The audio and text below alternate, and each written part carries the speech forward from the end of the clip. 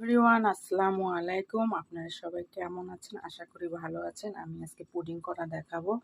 এইগুলো দেখেন, এই তো দুধগুলো জাল দিয়ে ঘন করে নিয়েছি, অনেক ঘন।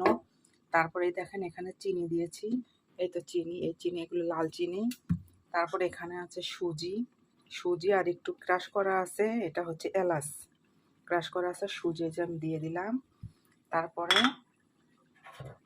এই তো দেখো, এটা 3টা ডিম নিয়েছি আমি, 3টা ডিম দিলাম। এখন শুধু ফেটানোর পালা। আমি হাত দিয়ে ফেটবো, হাত দিয়ে আমি ফেটতে পারি, সমস্যা নাই, আমার হাতে ব্যায়াম হয়। আমার ফেটানো মেশিন নাই, কিন্তু একটা আছে, নর্মাল একটা মেশিন মেলায় থেকে কিনছিলাম। সেটা তো ভালো লাগে না, আমি হাত দিয়ে ফেটতে ভালো লাগে, যে আমার হাতের ব্যায়াম হোক। দেখো আমি এটা করছি। তারপরে এখানে আমি দেখো ফুলকপি রান্না করছি গরুর মাংস দিয়ে। একটু আমার কালারটা খারাপ আসে, বুঝি না, এই তরকারিটা কেমন সাদা সাদা আসে। এটা আমার ক্যামেরা সম্ভবত খারাপ। দেখো আমি যে মাংস বসেছি, মাংস দিয়ে ফুলকপি দিয়ে রান্না।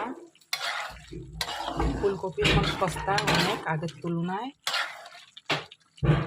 এই দেখো আমি একসাথে কত কাজ করি, ফুলকপি রান্না হচ্ছে, এই তো এটা ফেটবো। এরপরে হয়তো রান্না একদম বসে দিয়ে গেলে দেখা যায় আবার আমি ভিডিও এডিট করতে চলে যাই, মানে কাজ নিয়েই আমি করে থাকি। একের পর এক কাজ করতেও ভালো লাগে, এমনও একসাথে 2-3টা কাজ করি। রান্না বসিয়ে দিয়ে ভিডিও এডিট করা শুরু করি, বা ঘর গোছাই বা অন্যান্য কাজ করি। কাজের মাঝে থাকতে আমার ভালো লাগে। এটা আরও অনেকক্ষণ ফেটবো, আমি ফেটা হয় নাই। এই দেখো আমি রেডি করে নিয়েছি, এই দেখো ক্যারামেল, ক্যারামেল তৈরি করেছি আগেই বাটিতে। এই বাটিতে এখন এটা ঢেলে দিব, দিয়ে ভাপ দিব। 10 মিনিটের মতো ভাপ লাগবে, গরম পানিতে দিলেই হয়ে যাবে। আমি এটা করি কি, ভাত যখন রান্না করি রাইস কুকারের ভাতের মধ্যে দিয়ে যাই, ডিম সিদ্ধ যেমন হয় ওরকম এটাও ভাপে সিদ্ধ হয়ে যায়, আলাদা করে গ্যাস খরচ লাগে না। আমি অটো বুদ্ধিতেই করি। এটা আরও ফেটবো, আরও কিছুক্ষণ ফেটবো। তারপর এই বাটিটা ঢেকে, ঢাকনি আছে, এটা ঢেলে ঢাকনি দিব।